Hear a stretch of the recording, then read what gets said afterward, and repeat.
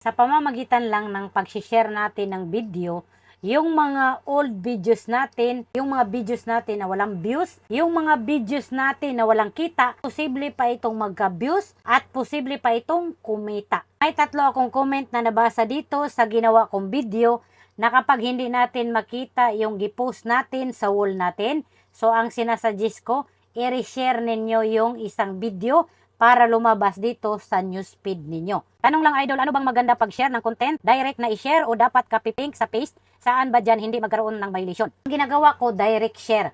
Kung napapansin nyo, kapag nag-post ako ng video, pagkatapos ko yung i-post, i-reshare ko siya.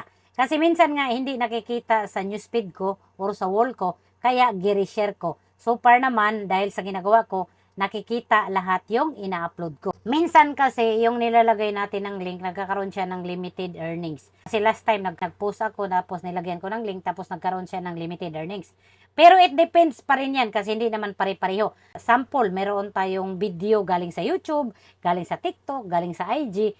So di ba hindi naman natin siya pwede i-reshare direct dito. So kailangan natin gawin, kunin natin yung link tapos i-paste natin dito tapos i-reshare natin. Kung dito naman sa Facebook, hindi na ako naglalagay ng link. Pero depende sa inyo kung gusto nyo maglagay ng link. Hindi dahil sa pamamagitan ng pag-share ng link or sa pag-direct share kaya tayo nagkakaroon ng violation. Minsan dahil doon sa mga simpleng caption, title, or yung mga pinapakita natin sa video. Ganun ba yun? Hindi ba tayo niyan marirestrict kasi parang double entry? Hindi po siya matatawag na double entry. Bakit? Hindi ko naman gi-repost. Ang double entry, gi-post ko, gi-upload ko, tapos i-re-upload ko ulit. Or, in-upload ko dito, in-upload ko sa different account ko, Facebook or page. Yun yung ma-double entry tayo or posible tayo magka-violation. Ibig sabihin ng double entry, dalawa. Isang entry lang naman to. Kasi ang ginawa ko, reshare naman. Iba naman yung re-upload sa reshare. Yung reshare, hindi natin matatawag na double entry. Kasi share lang yan. Hindi yan re-upload or repost kaya hindi natin matatawag na double entry. Ewan ko sa partner ko, idol, alam niya palagi sa akin ng share, magkaroon na ng violation, idol, salamat tayo. Hindi lang dahil nag-share tayo, magka-violation tayo. Kasi nga, depende pa rin yan sa mga ginawa nating content, minsan sa caption, sa title, yung mga pinapakita natin sa video. So, hindi natin pwedeng pagbibintangan yung share. Kasi kung lahat ng nag-share ay nagka-violation, dapat matagal ko nang hindi ginawa yan kasi magka-violation pala eh. Eh bakit hindi naman tayo nagka-violation? Kasi nga tama yung pag-share na ginawa ko. Malaking tulong yung pag-share ng old videos natin, yung mga content natin na hindi siya nag-earn or hindi siya nagkakaroon ng views. Bakit? Kasi sample, nag-upload ka ng video mo dati pa yan. So, konti lang yung nakakapanood, wala masyadong kita. So, yung content natin nasa ilalim na, natabunan na siya. So, kapag i-reshare mo yan, so yung mga hindi pa nakapanood niyan, posible nilang mapanood. Kung hindi kumita yung content na yan, posibleng kikita yan. Kasi nga, nakakagain ulit siya ng bagong views at bagong engagement reaction sa mga viewer.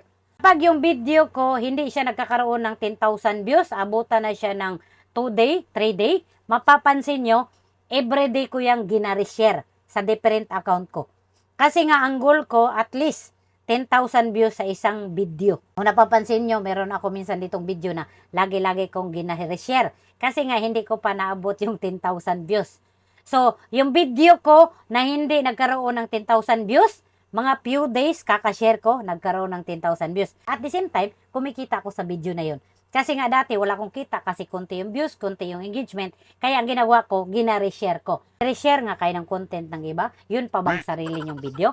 Gaya nga ng sinasabi ko, pwede po tayo mag-share. Sinasuggest po ni Facebook yan.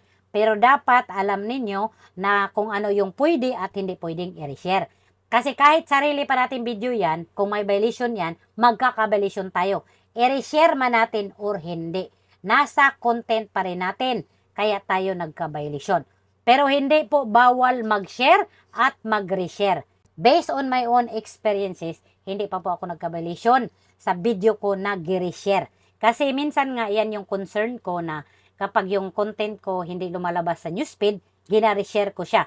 So far naman nakikita na siya sa wall kapag reshare. At ang reason ko rin, kasi nga wala siyang views or luma na yung video ko, walang masyadong views, walang nag-engage at walang kita, kaya gina-reshare ko ito.